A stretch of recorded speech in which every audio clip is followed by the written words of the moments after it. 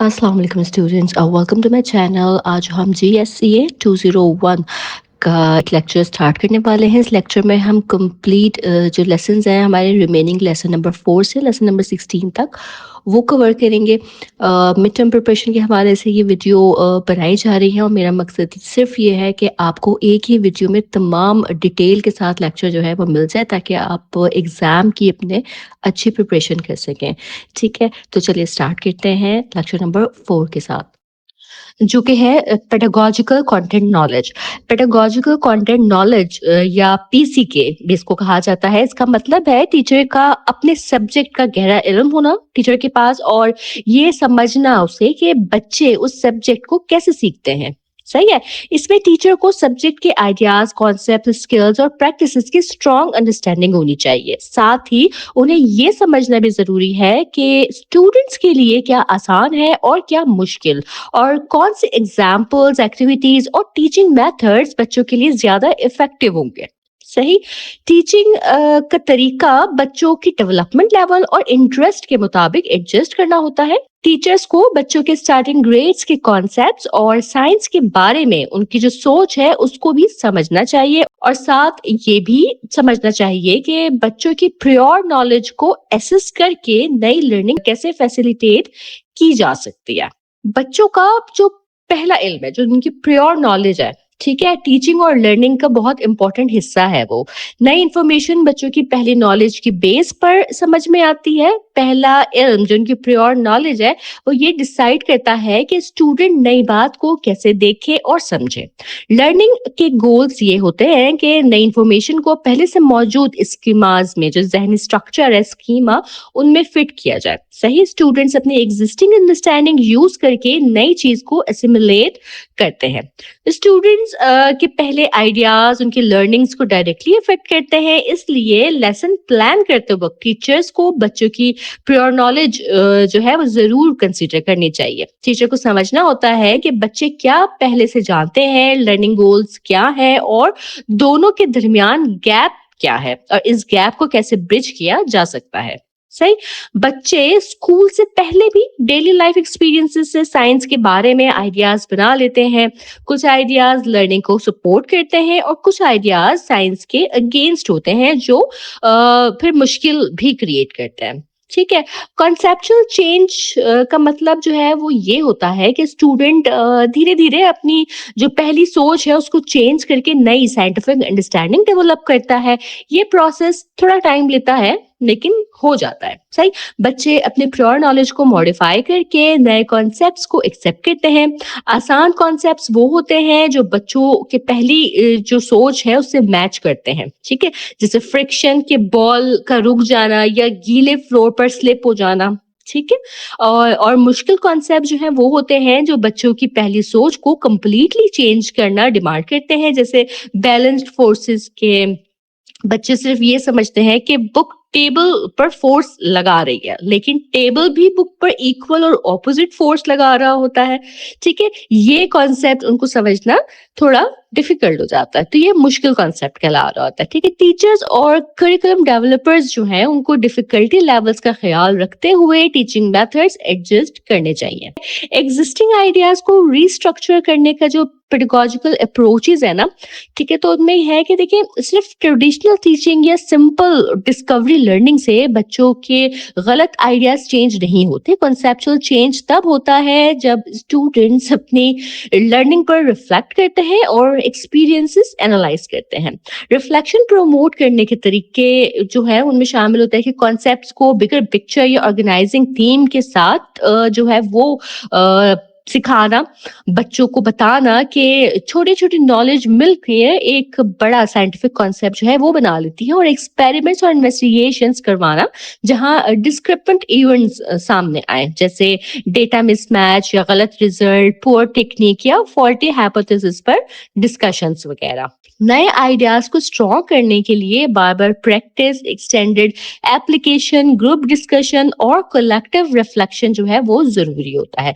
Reflection learning को तेज करती है और ऐसी चीजें समझने में मदद देती है जो सिर्फ ट्रायल एंड एरर से पॉसिबल नहीं होती हैं।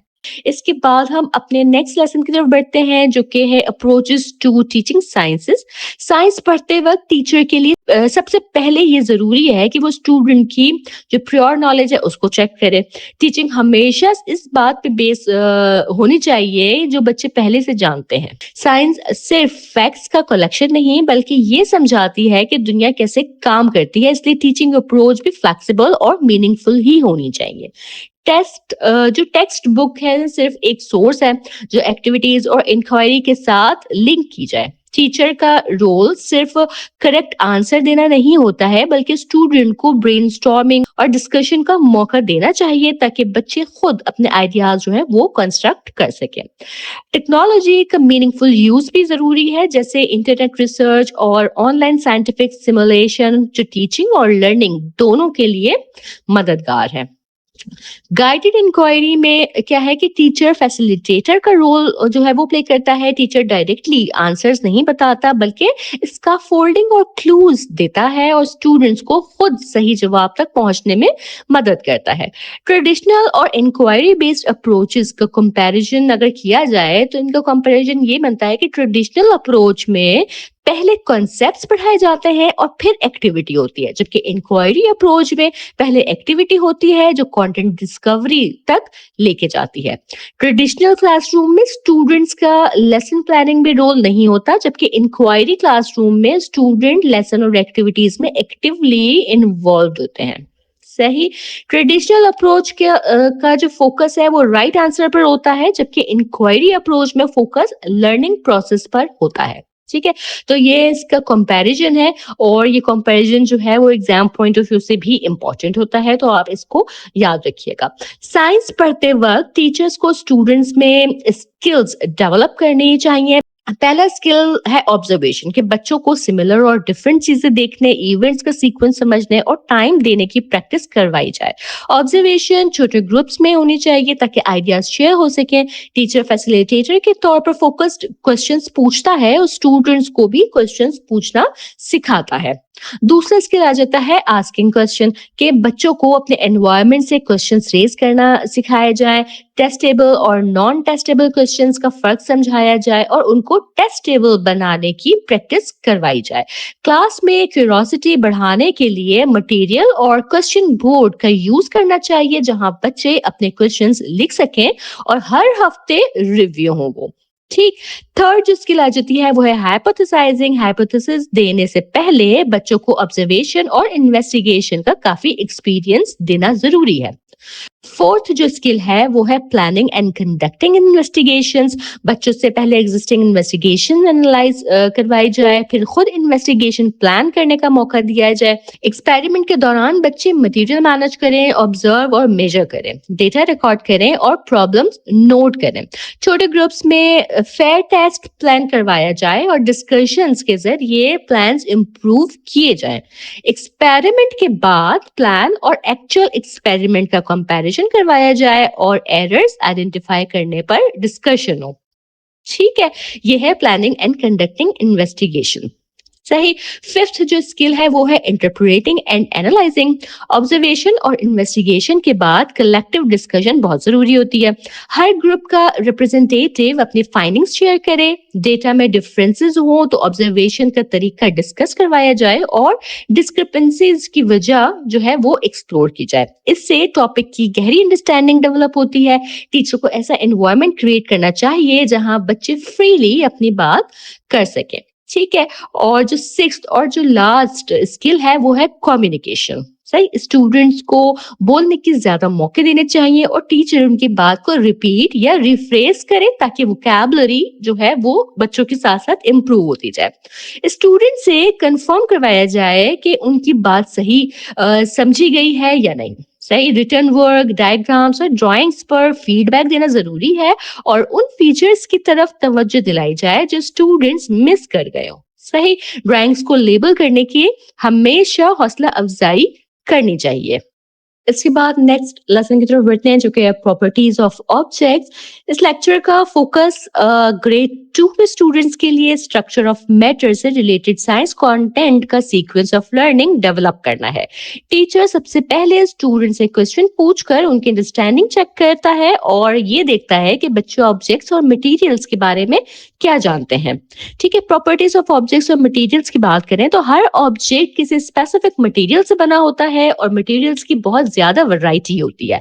एक ही टाइप का ऑब्जेक्ट डिफरेंट मटेरियल से बन सकता है। स्टूडेंट्स को ऑब्जेक्ट्स और मटेरियल्स की बेसिक प्रॉपर्टीज का इल्म होना चाहिए और ये समझना चाहिए कि मटेरियल्स चेंज हो सकते हैं जैसे फिजिकल चेंज के दौरान। ठीक है, चिल्ड्रन की प्योर नॉलेज या हम पहले भी बात कर चुके हैं कि बच्चों की प्योर नॉलेज जो है वो जांचने के लिए टीचर असेसमेंट डिजाइन करता है जिसमें 4 मेन इंक्वायरीज होती हैं। पेपर के बारे में क्वेश्चंस, ड्रिंकिंग यूटेंसिल्स, लेंथ और वॉल्यूम मेजर करना। इन असेसमेंट से क्या होता है कि टीचर को बच्चों की एग्जिस्टिंग जो अंडरस्टैंडिंग है और जो मिसकंसेप्शंस हैं उनका आइडिया मिलता है। ठीक है जी, फिर बात आती है ये बच्चों की परसेप्शन क्या है मैटर के बारे में।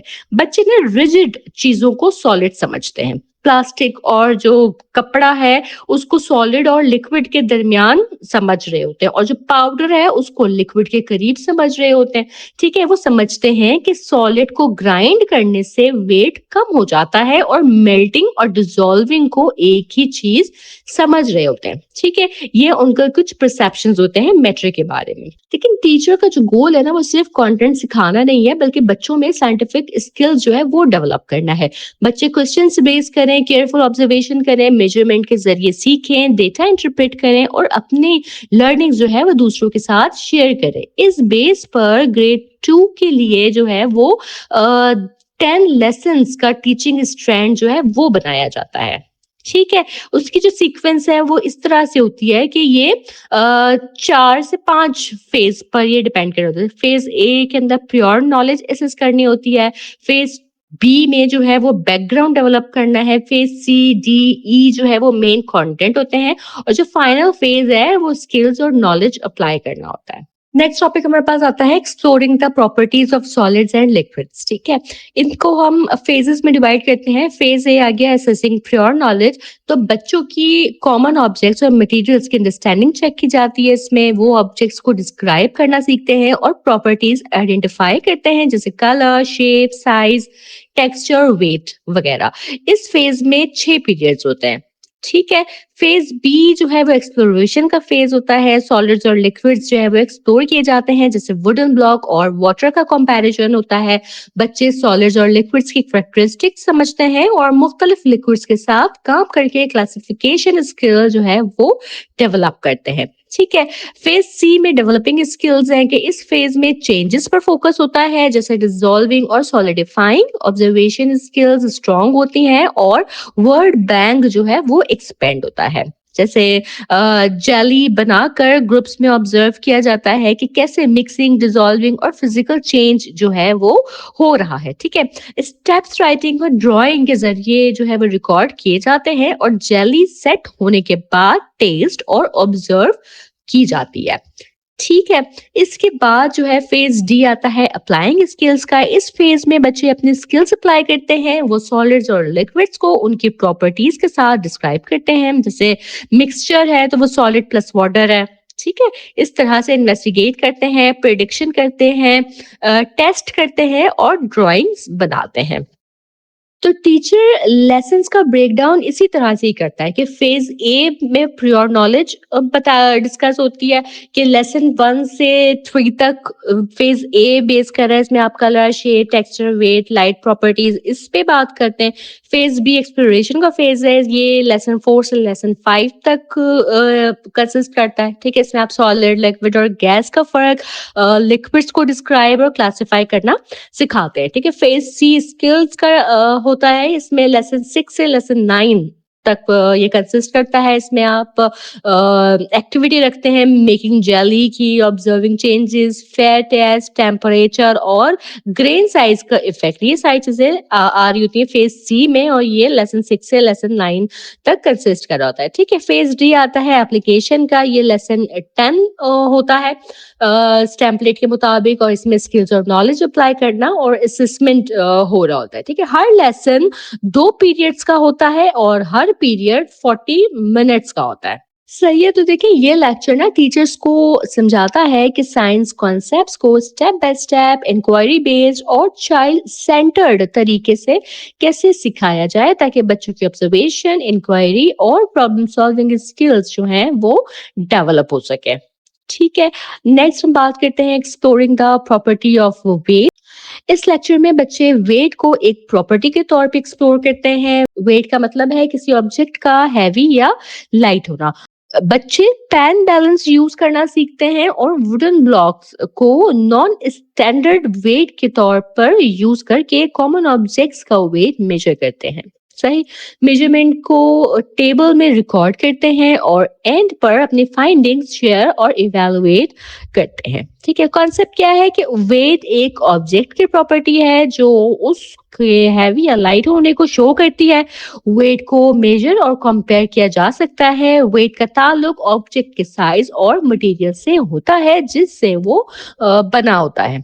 ठीक है, हर स्टूडेंट के लिए ऑब्जर्वेशन शीट जो है वो रिक्वायर होती है 6 ऑब्जेक्ट्स का वेट रिकॉर्ड करने के लिए मिनिमम। ठीक है, हर ग्रुप जो है वो 4 स्टूडेंट के लिए होता है। एक ट्रे जिसमें 6 चीजें हों, जैसे कैन है, board marker, marble, cotton wool, roll of clay, pen balance, साथ में नॉन स्टैंडर्ड वेट जैसे ब्लॉक्स, मार्बल पेपर, क्लिप्स, ये चीजें भी शामिल हो। ठीक है, तो ये मटेरियल जो है रिक्वायर्ड होता है बच्चों के लिए एक्सपेरिमेंट करने के लिए। ठीक है, जब क्लासरूम की एक्टिविटी होती है तो उसमें टीचर का भी रोल होता है। ऑब्वियसली स्टूडेंट्स टीचर के सुपरविजन में मुख्तलिफ एक्सपेरिमेंट्स कर रहे होते हैं। वो दोनों पेन्स में ऑब्जेक्ट रखकर बैलेंस करना सीखते हैं और अपनी ऑब्जर्वेशन जो है वो टेबल में लिखते हैं। टीचर डेमोन्स्ट्रेशन के तौर पर टॉय पेन बैलेंस और 3 कलर्स के ब्लॉक जैसे रेड, ग्रीन, ब्लू, इस तरह के कुछ भी ब्लॉक्स जो है वो यूज करके बच्चों को समझाते हैं कि एक रेड ब्लॉक जो है वो 2 ग्रीन ब्लॉक्स के इक्वल है और 2 ग्रीन ब्लॉक्स जो हैं वो 5 ब्लू ब्लॉक्स के इक्वल है। इस तरह से वो उनको वेट मेजर करना बता रहे होते हैं। इसके बाद फिर कैन का वेट मेजर करवाया जाता है। जैसे एक कैन जो है वो 2 रेड ब्लॉक और 1 ग्रीन ब्लॉक के इक्वल है। ठीक है, टीचर अपनी एक्सपेरिमेंटेशन के साथ डेटा शीट भी बनाते हैं और स्टूडेंट्स को काफी टाइम देते हैं ताकि वो नए ऑब्जेक्ट्स को समझ सकें और वेट और बैलेंस का कॉन्सेप्ट जो है वो क्लियर कर सके। ठीक है, टीचर पहले कॉन्सेप्ट एक्सप्लेन करते हैं, फिर स्टूडेंट्स को खुद एक्टिविटी करने का मौका दिया जाता है। स्टूडेंट्स ग्रुप में काम करते हैं और आपस में और टीचर्स के साथ आइडियाज जो हैं वो शेयर करते हैं। हर ग्रुप को वर्कशीट दी जाती है। टीचर रैंडम बैलेंसिंग पर क्वेश्चंस पूछते हैं और स्टूडेंट्स अपना डेटा वर्कशीट्स में लिखते हैं। लेसन के एंड पर टीचर कलेक्टिव डेटा पर कमेंट करते हैं और सेल्फ लर्निंग और डेटा इवैल्यूएशन एनकरेज करते हैं। डायरेक्ट क्रिटिसिज्म जो है वो किसी स्टूडेंट के साथ या किसी ग्रुप के साथ नहीं किया जाता। ठीक है, तो देखिए डेटा इवैल्यूएशन एक इम्पॉर्टेंट साइंटिफिक स्किल है और साइंस प्रैक्टिस का जरूरी हिस्सा है। ये लेक्चर जो है ना वो बच्चों में कॉन्सेप्ट अंडरस्टैंडिंग, प्रैक्टिकल स्किल्स और पॉजिटिव एटीट्यूड्स जो है वो डेवलप कर रहा होता है। ठीक है, नेक्स्ट हम बात करते हैं टाइप्स ऑफ सॉलिड्स की। तो इस लेसन में बच्चे ये एक्सप्लोर करते हैं कि मटेरियल्स 3 टाइप्स के होते हैं, ट्रांसपेरेंट, ट्रांसल्यूसेंट और ओपैक। ट्रांसपेरेंट मटेरियल्स के थ्रू सब कुछ क्लियरली नजर आता है, जैसे कोई साफ ग्लास हो ना कि उसके आर पार आपको दिख रहा है। ठीक है, ट्रांसल्यूसेंट मटेरियल्स के थ्रू ब्लर्ड या अनक्लियर इमेज नजर आती है और चीजों का कलर या शेप थोड़ा चेंज हो जाता है, जैसे फ्रॉस्टेड ग्लास। ठीक है, ओपैक मटेरियल्स के थ्रू कुछ भी नजर नहीं आ रहा होता है।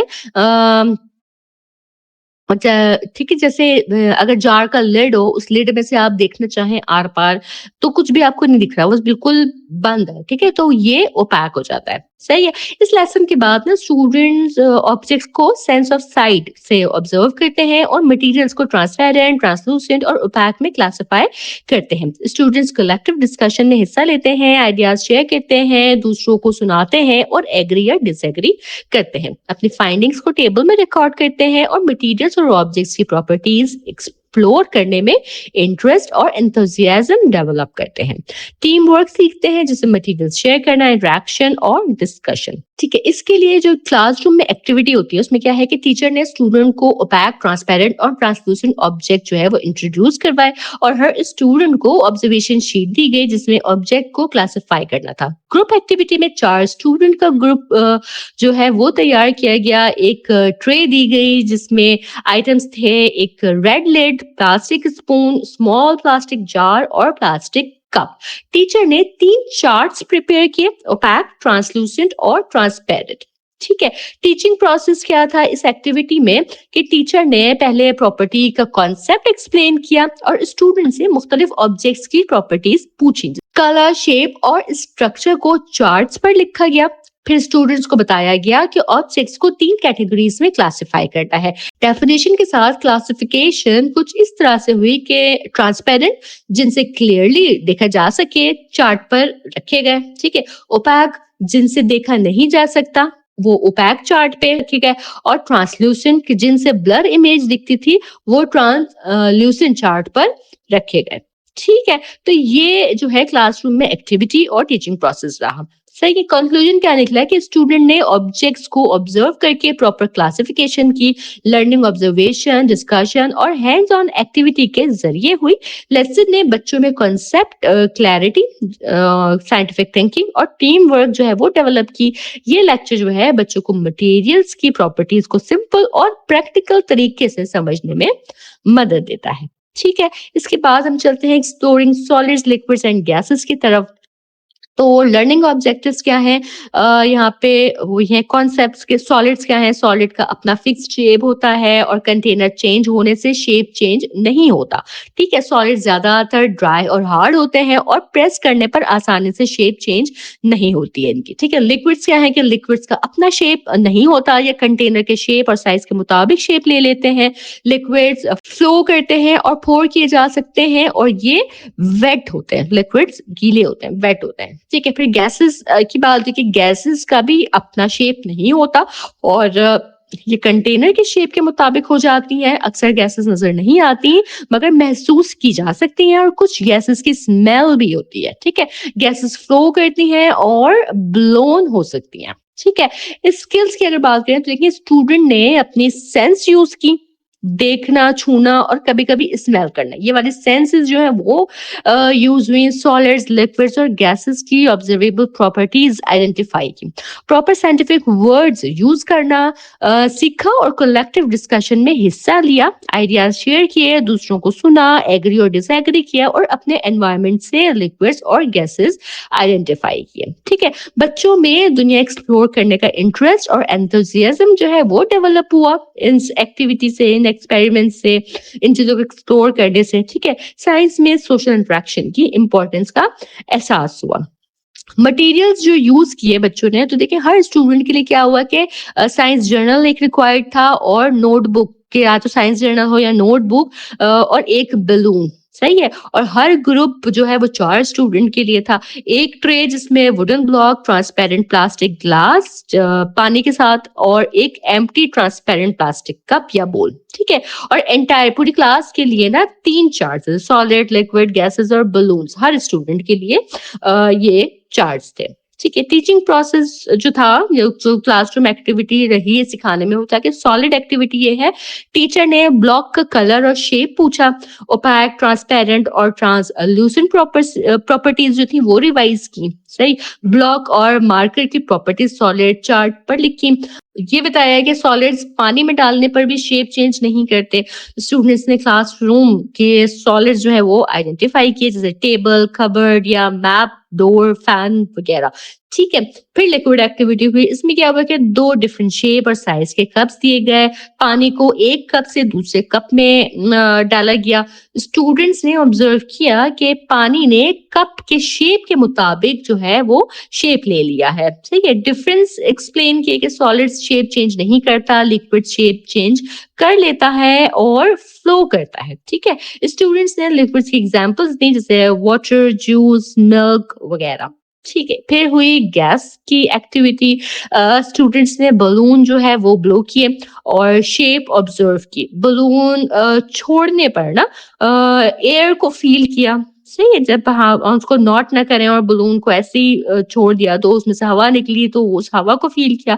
टीचर ने गैसेस की प्रॉपर्टीज बताई कि देखी नहीं जा सकती, महसूस की जा सकती हैं, कंटेनर का शेप ले लेती हैं और स्मेल भी हो सकती है इनकी। ठीक है। तो इस पूरे एक्सपेरिमेंट का कंक्लूजन क्या हुआ कि मुख्तलिफ हैंड्स ऑन एक्सपेरिमेंट से के जरिए टीचर ने बच्चों को सॉलिड्स, लिक्विड्स और गैसेस की प्रॉपर्टीज समझाई। इस लेक्चर ने बच्चों की कॉन्सेप्ट क्लैरिटी, ऑब्जर्वेशन स्किल्स और साइंटिफिक थिंकिंग डेवलप की और लर्निंग को आसान और इंटरेस्टिंग बनाया।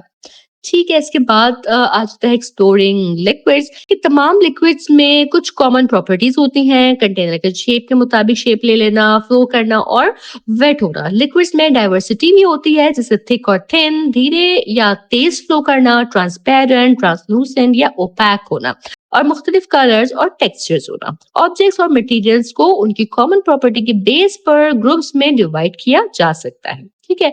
स्टूडेंट्स अपनी ऑब्जर्वेशन स्किल्स को क्लासिफिकेशन तक एक्सटेंड करते हैं। सिंपल क्लासिफिकेशन में लिक्विड्स को नोन प्रॉपर्टी के जरिए मैच किया जाता है और सीक्रेट प्रॉपर्टी के जरिए मैचिंग भी की जाती है। कॉम्प्लेक्स क्लासिफिकेशन में लिक्विड्स को 2 या 3 ग्रुप्स में डिवाइड किया जाता है। स्टूडेंट्स अपनी ऑब्जर्वेशन को इंटरप्रेट करते हैं, लिक्विड्स के पेयर में सिमिलैरिटीज और डिफरेंसेस जो है वो आइडेंटिफाई करते हैं और कलेक्टिव डिस्कशंस में हिस्सा लेते हैं।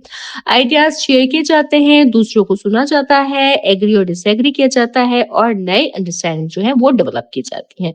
ठीक है। इसकी एक्टिविटी के लिए भी एक ग्रुप बनाया जाता है और हर ग्रुप जो है वो 4 स्टूडेंट पे बेस करता है। इनके लिए जो है न्यूज प्रिंट या हाफ चार्ट पेपर्स वो रिक्वायर्ड होते हैं सिमिलैरिटीज और डिफरेंसेस लिखने के लिए। सही है।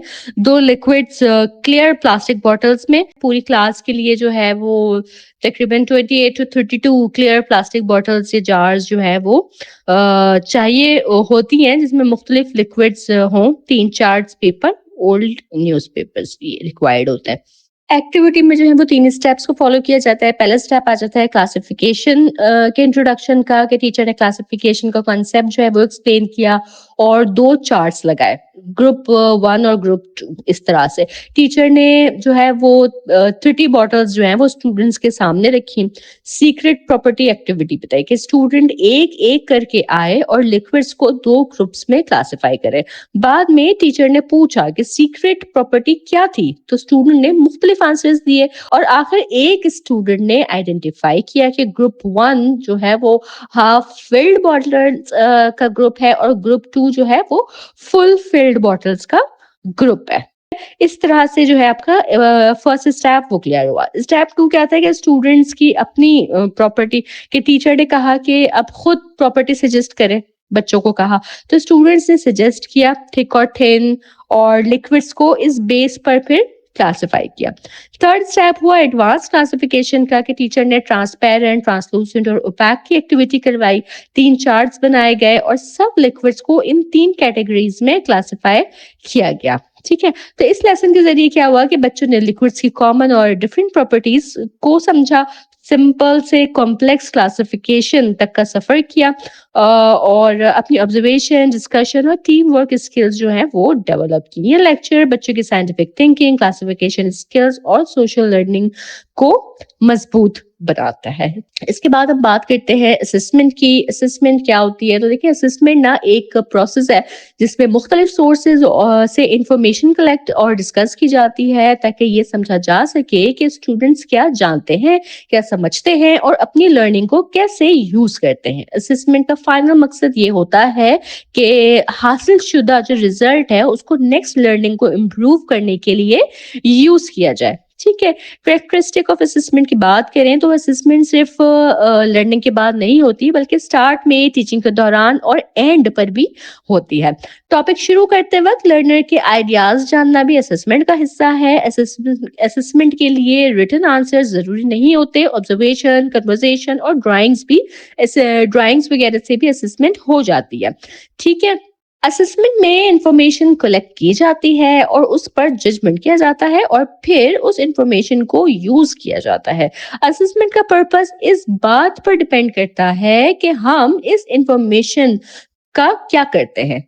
ठीक है, किस तरह से हम उसको यूज कर रहे हैं, यूटिलाइज कर रहे हैं। असेसमेंट का फोकस होता है कि क्या हम अपने लर्निंग गोल्स जो है वो अचीव कर रहे हैं, और अगर नहीं तो टीचिंग अप्रोच कैसे चेंज की जाए। स्कूल्स में अक्सर असेसमेंट का मतलब होता है टेस्ट लेना, ग्रेड्स देना और प्रमोशन के लिए इवैल्यूएट करना, लेकिन आमतौर पर ग्रेड्स को टीचिंग इम्प्रूव करने के लिए यूज नहीं किया जाता। सही।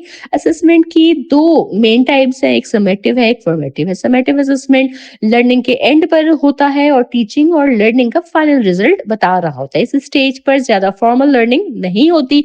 एग्जाम्पल्स में मेजर एग्जाम्स या फाइनल एग्जामिनेशन, परफॉर्मेंसेस, स्टूडेंट का कोर्स इवैल्यूएशन और टीचर का सेल्फ इवैल्यूएशन जो है वो शामिल है। फॉर्मेटिव असेसमेंट जो है वो टीचिंग के दौरान होता है और लर्निंग प्रोसेस को इम्प्रूव करने के लिए फीडबैक देता है।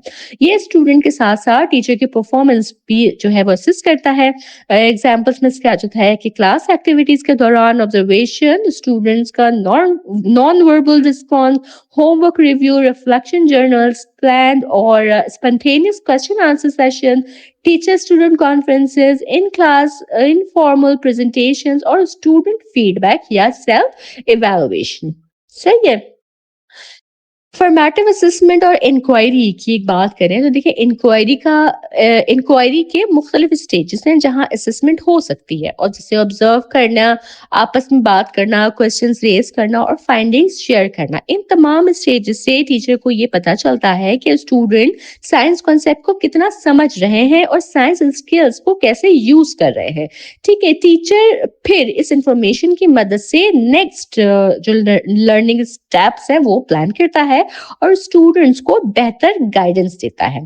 फॉर्मेटिव और समेटिव असेसमेंट पे बात की जाए, इनके डिफरेंस पे, इनके वर्सेस पे बात की जाए तो दोनों असेसमेंट लर्निंग गोल्स से स्टार्ट होती हैं और दोनों में स्टूडेंट एक्टिविटीज और एविडेंस कलेक्ट की जाती हैं। समेटिव असेसमेंट में सब स्टूडेंट्स को सेम क्राइटेरिया पे इवेलुएट किया जाता है, रिजल्ट्स कंपेयर किए जाते हैं और ये बताया जाता है कि एक टाइम तक क्या सीखा गया है। ठीक है।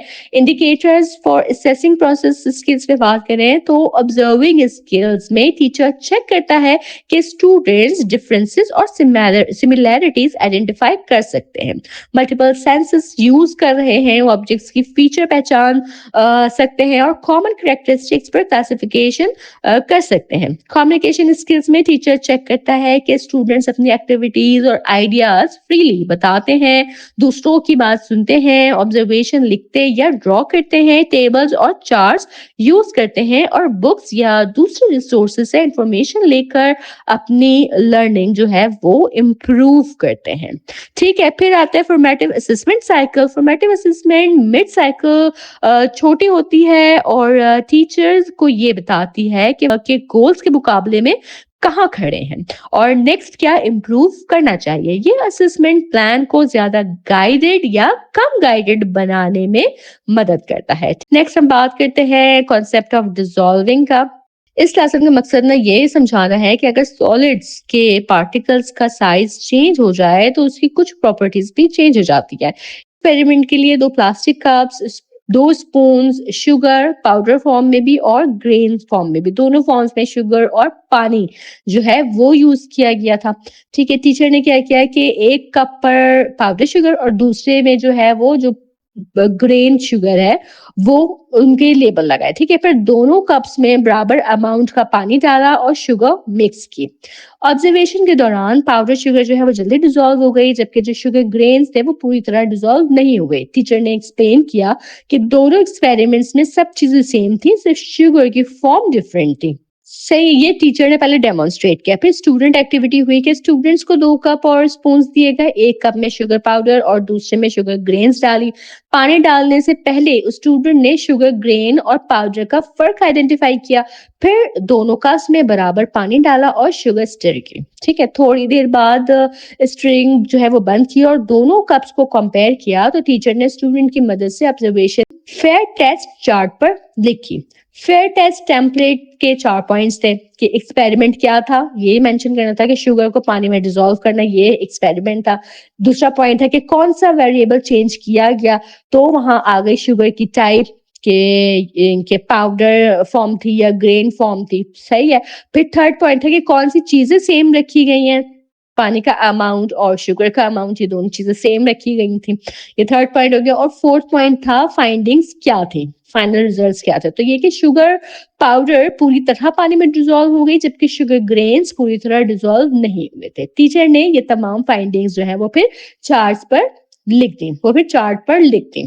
ठीक है। इंक्वायरी बेस्ड साइंस का कॉन्सेप्ट ये है कि बच्चों को साइंस डायरेक्ट एक्सप्लोरेशन के जरिए सिखानी चाहिए।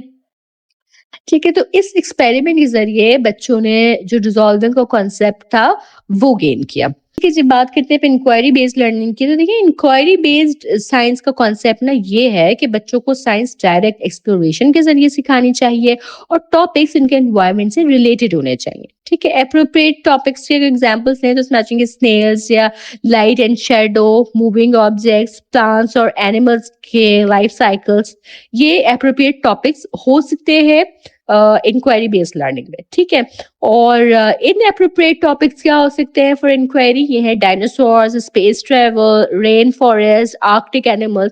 ये वाले जो चीजें हैं ना, बच्चे खुद एक्सप्लोर नहीं कर सकते। ठीक है, खुद इसकी इंक्वायरी वो खुद से नहीं कर पाएंगे इस लेवल पे। ठीक है, तो ये इनके लिए इन एप्रोप्रिएट टॉपिक्स होंगे। तो टॉपिक आपने टीचर ने जो है वो सोच कर ध्यान से रखना होता है। ठीक है, important criteria for topic selection ना, इस important criteria for topic selection की बात करें तो देखिए 3 इंपॉर्टेंट क्राइटेरियाज होते हैं टॉपिक सिलेक्शन के। डायरेक्ट एक्सप्लोरेशन, टॉपिक ऐसा हो जो बच्चे खुद ऑब्जर्व और एक्सप्लोर कर सकें। ठीक है, साइंटिफिक इंपॉर्टेंस हो उसकी कि टॉपिक का रिलेशन बेसिक साइंस कॉन्सेप्ट से हो। फॉर एग्जांपल स्नेल है तो उसका बिहेवियर और स्ट्रक्चर, ये शेडोज हैं तो लाइट स्ट्रेट लाइंस में ट्रैवल करती हैं। ठीक है, या रैम्स की बात हो तो वो फोर्स और मोशन उससे सीख रहे होंगे।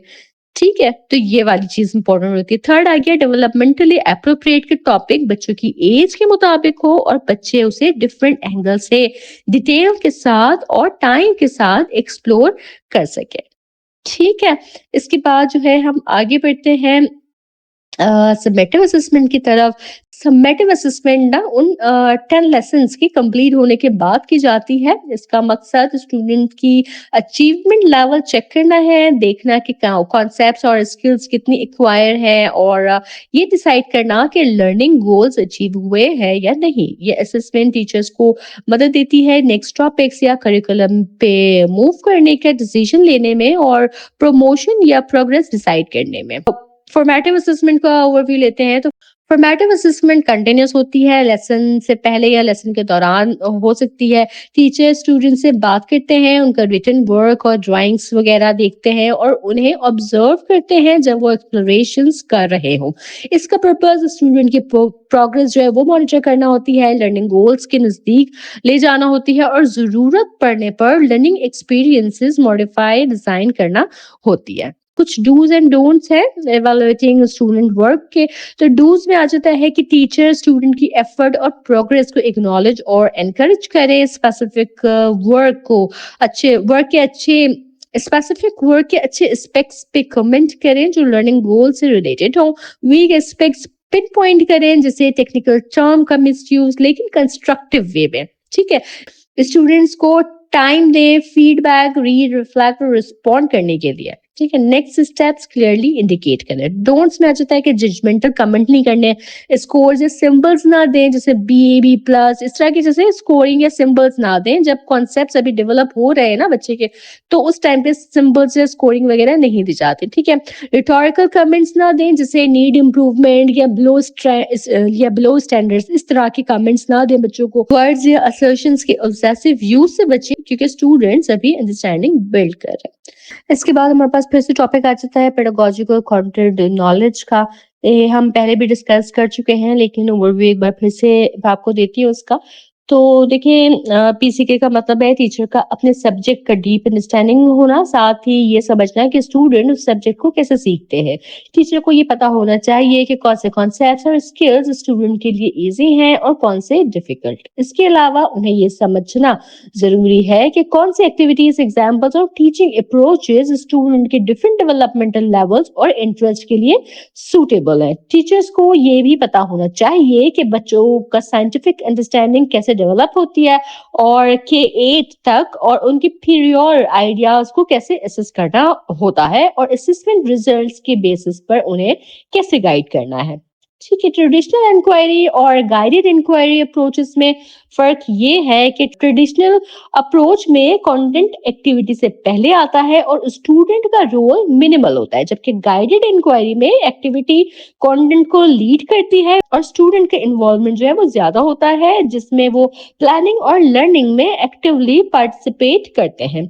ग्रेड 5 में स्ट्रक्चर ऑफ मैटर स्ट्रेंड की टीचिंग का मकसद ये है कि स्टूडेंट समझ सकें कि ऑब्जेक्ट किस चीज से बने हैं और उनकी प्रॉपर्टीज को कैसे एक्सप्लेन कर सकते हैं। ऑब्जेक्ट्स मैटर से बनते हैं जो स्पेस ऑक्यूपाई करते हैं और वेट रखते हैं। सॉलिड्स, लिक्विड्स और गैसेस कॉमन प्रॉपर्टीज शेयर करते हैं और बहुत छोटे पार्टिकल्स भी हो सकते हैं जो नजर नहीं आती। सही, मटेरियल्स की प्रॉपर्टीज मेजरेबल हैं, जैसे मास, वेट और वॉल्यूम। फिजिकल चेंजेस में मटेरियल का फॉर्म चेंज होता है, सॉलिड, लिक्विड, गैस, लेकिन सब्सटेंस वही रहता है। सही, केमिकल चेंजेस में दो या ज्यादा सब्सटेंसेस जो है वो कंबाइन हो सकते हैं और नया सब्सटेंस बना सकते हैं और प्रॉपर्टीज जो है वो उनकी फिर चेंज हो जाती हैं। मास हर फिजिकल या केमिकल चेंज में कंजर्व होता है। वाटर का एग्जाम्पल लिया जा सकता है, जैसे मेल्टिंग, फ्रीजिंग और डिसॉल्विंग में मास कंजर्व रहता है। सही, साइंटिफिक स्किल्स जो स्टूडेंट डेवलप करते हैं उसमें ऑब्जर्वेशन, क्वेश्चन रेज करना, हाइपोथेसिस बनाना, प्रिडिक्शन करना, इन्वेस्टिगेशन प्लान करना और कंडक्ट करना, डेटा कलेक्ट करना और एनालाइज करना और फाइंडिंग्स कम्युनिकेट करना शामिल होता है। सेकंड ग्रेड में फोकस ऑब्जर्विंग, कम्युनिकेटिंग, इंटरप्रेटिंग और फेयर टेस्ट समझने पर है। स्टूडेंट्स को प्लानिंग और कंडक्टिंग इन्वेस्टिगेशन, वेरिएबल कंट्रोल करना, measurement using thermometer, stop watch और बैलेंस, सिमुलेशन यूज करना और रिजल्ट शेयर करना सिखाया जाता है।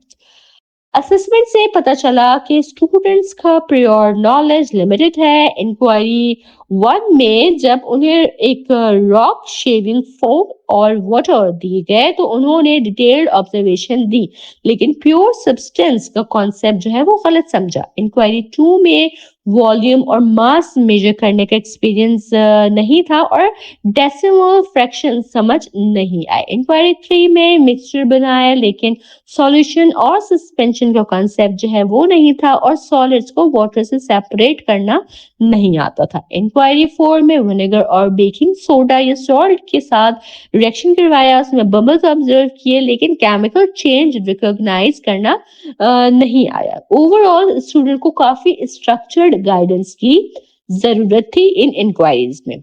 ठीक है, ग्रेड 5 में टीचिंग के लिए 2 ऑप्शंस हैं। पहला, फैमिलियर हाउसहोल्ड केमिकल्स जैसे कॉर्नफ्लोर, बेकिंग सोडा, शुगर, ये एक्सप्लोर करना, जिसमें उनकी appearance, texture, smell, mixture, solution, suspension और सॉलिड्स जो है वो रिकवर करना सिखाया जाए। दूसरा है चेंजेस ऑफ स्टेट, जैसे मेल्टिंग, बॉइलिंग, फ्रीजिंग, एवापोरेटिंग, इसमें फोकस करना, जहां स्टूडेंट्स हीट, टेम्परेचर और मास मेजर करते हैं और चेंजेस ऑब्जर्व करते हैं। ठीक, स्टूडेंट के मिसकंसेप्शंस ये थे कि हीट और टेम्परेचर सेम है पानी हमेशा 100 डिग्री पर बॉयल होता है, मास चेंज होती है जब मैटर चेंज स्टेट में आता है और पानी एवोपरेट होने पर डिसअपियर हो जाता है। सही। टीचिंग सीक्वेंस में पहले प्योर नॉलेज असेस की जाती है, फिर बैकग्राउंड डेवलप किया जाता है, मेन कॉन्सेप्ट टीच किए जाते हैं और फिर एप्लीकेशन और सिमेटिक असेसमेंट जो है वो होती है। सीक्वेंस ऑफ लर्निंग में फेज ए में स्टेजिंग एक्टिविटी के through students research project start करते हैं, कॉमन ऑब्जेक्ट्स चूज करते हैं और उसके मटेरियल्स और प्रॉपर्टीज इन्वेस्टिगेट करते हैं। फेज बी में बैकग्राउंड डेवलप करते हैं, जैसे थर्मामीटर और स्टॉप वॉच यूज करना, ग्राफ प्लॉट करना। फेज सी में आइस हीट करके चेंजेस ऑफ स्टेट ऑब्जर्व करते हैं, मास और एवापोरेशन जो है वो स्टडी करते हैं। फेज डी में स्टूडेंट्स स्किल अप्लाई करते हैं और स्ट्रक्चर्ड क्वेश्चंस और मल्टीपल चॉइस सॉल्व करते हैं। ठीक है। साइंस एक्टिविटी में इंक्वायरी के डिफरेंट टाइप्स हैं, जैसे ट्रेडिशनल कुकबुक साइंस में स्टूडेंट ऑलरेडी नोन चीज कंफर्म करते हैं, स्ट्रक्चर्ड इंक्वायरी में क्वेश्चंस और प्रोसीजर्स गिवन होते हैं, स्टूडेंट्स डेटा कलेक्ट और कंक्लूजन ड्रॉ करते हैं। गाइडेड इंक्वायरी में स्टूडेंट्स खुद प्लान करते हैं और एविडेंस बेस्ड कंक्लूजन जो है वो निकालते हैं, और ओपन इंक्वायरी में स्टूडेंट्स खुद क्वेश्चंस जनरेट करते हैं, प्लान करते हैं और कंक्लूजन्स निकालते हैं। ठीक है। अर्ली चाइल्डहुड में साइंस का गोल है कि स्टूडेंट की क्यूरियोसिटी जो है वो डेवलप हो, थिंकिंग और प्रॉब्लम सॉल्विंग स्किल इंप्रूव हो, इन्वेस्टिगेशन स्किल और नेचुरल वर्ल्ड की नॉलेज जो है वो एनहेंस हो। साइंस एक्टिविटीज बच्चों को एंगेज करती है, हैंड्स ऑन लर्निंग और एक्सप्लोरेशन जो है वो प्रमोट करते हैं और scientific problem solving skills develop करते हैं। फॉर्मेटिव असेसमेंट टीचिंग के दौरान कंटिन्यूस होता है और समेटिव असेसमेंट पैनल इवैल्यूएशन के लिए होता है। ठीक है। इसके बाद जो है वो हम बात करते हैं developing a tool kit for measuring temperature. इसका जो लर्निंग ऑब्जेक्टिव है उसमें कॉन्सेप्ट ये है कि लिक्विड और गैसेस हीट से एक्सपेंड करती हैं, जो थर्मोमीटर की बेसिक प्रिंसिपल है। टेम्परेचर स्केल्स नंबर्स असाइंड होते हैं बेस्ड ऑन आइस का मेल्ट होना और वाटर का बॉईल होना। मेजरमेंट का मतलब है उनको रिपीट करना जब तक लिक्विड कॉलम थर्मोमीटर में फिल ना हो जाए। ठीक है। इधर जिसके स्टूडेंट्स केयरफुली ऑब्जर्व करते हैं, इन्फ्रेंसेस और कंक्लूजन्स ड्रॉ करते हैं, टेंटेटिव एक्सप्लेनेशन या हाइपोथेसिस बनाए, एविडेंस को क्लेम के साथ कनेक्ट करें और लिक्विड इन ग्लास थर्मामीटर से टेम्परेचर जो है वो मेजर करना सीखें। ठीक है। स्टूडेंट्स ना एविडेंस और लॉजिकल रीजनिंग को अप्रिशिएट करें, टीम में इफेक्टिवली कोलैबोरेट करें और समझें कि साइंटिफिक मेजरमेंट में अनसर्टेनिटी होती है जो बेटर टेक्निक्स और इंस्ट्रूमेंट्स यूज करके इम्प्रूव की जा सकती है। ठीक है। इस एक्सपेरिमेंट के लिए जो मटेरियल इस्तेमाल होगा, तो हर स्टूडेंट के लिए वर्कशीट या साइंस नोटबुक टेम्परेचर रिकॉर्ड करने के लिए वो रिक्वायर्ड है। हर 3 स्टूडेंट के ग्रुप के लिए एक अल्कोहल इन ग्लास थर्मामीटर और एक beaker with tap water, optional chart of Celsius and Fahrenheit scale, table chart for recording temperature, one plastic bottle with balloon, one plastic glass bottle with colored water or straw, basin या pan और hot water. ठीक है। Teacher chart prepare करे, bottle set करे और जो hot water है वो अरेंज करे। तो क्लास में 2 तरह के डेमोन्स्ट्रेशंस करवाए टीचर ने, कि बलून और स्टीम का डेमोन्स्ट्रेशन हुआ। इसमें प्लास्टिक बॉटल विद बलून जो है वो हॉट वाटर में रखी, बलून जो है वो इन्फ्लेट हुआ। ये एयर या स्टीम का एक्सपेंशन जो है वो डेमोन्स्ट्रेट करता है। ठीक है। दूसरा डेमोन्स्ट्रेशन था लिक्विड एक्सपेंशन का। Glass bottle with coloured water and straw जो है वो गर्म पानी में रखी गई, वाटर जो है वो स्ट्रॉ में रेज हुआ। ये लिक्विड एक्सपेंशन दिखाता है, जैसे थर्मामीटर में होता है। थर्मामीटर इंट्रोडक्शन की बात करें तो स्टूडेंट को मरकरी थर्मामीटर इंट्रोड्यूस करवाया गया, सेल्सियस और फ़ारेनहाइट स्केल एक्सप्लेन किए, स्टूडेंट्स ने थर्मामीटर्स जो है वो रीड करना प्रैक्टिस किया, डिफरेंट ऑब्जेक्ट्स के टेम्परेचर मेजर किया और वर्कशीट्स में रिकॉर्ड किया। ठीक है। लिक्विड्स और गैसेस के एक्सपेंशन थर्मामीटर की बेस है। थर्मामीटर का सही यूज स्केल रीड करना और एक्यूरेट मेजरमेंट लेना है। मेजरमेंट में ऑब्जर्वेशन, रिकॉर्डिंग और कंपैरिजन जो है वो शामिल है। साइंटिफिक अंडरस्टैंडिंग, एक्सपीरियंस, एविडेंस और इंक्वायरी से आती है। ठीक है। चाइल्ड सेंटर्ड करिकुलम में बैलेंस होता है टीचर गाइडेड और चाइल्ड इनिशिएटेड एक्सप्लोरेशन में।